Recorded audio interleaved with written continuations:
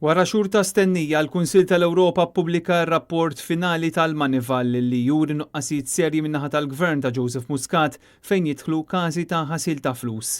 Kif diġà ġie żvelat meta ħarġu partijiet illikjati mir-rapport, issa huwa konfermat illi l-Manival qed ipoġġi dubji fuq l-impenn tal-Gvern li jiġġieled il-ħasil tal-flus, tant illi fil-konklużjonijiet tar-rapport jingħad li l-investigazzjonijiet dwar ħasil ta' flus ma jidhrux li huma priorità għall-awtoritajiet Maltin. Barra minn hekk il-Manival nota li l-Pulizija f'każi rari tmexxi fuq rapporti maħruġa mill-FIAU. Fuq kollox joħroġ biċ-ċar il-fatt li l-Gvern mhux jalloka biżżejjed riżorsi fil-ġlieda kontra l-korruzzjoni u l-ħasil tal-flus. Ftit tal-jimilu l-Ministru tal-Finanzi Edward Cicluna kien bħal donnu moħħu mistrieħ għal fatt il ħerġin dawk illi sejjaħ ruxmata rakkomandazzjonijiet mill-Kunsill tal-Ewropa. Iżdissa Cicluna sab din il-lista tar-rakkomandazzjonijiet ma' wiċċu eżatt qabel iressaq il-baġit, żvilupp li żgur se jpoġġi pressjoni akbar fuq Kastilja.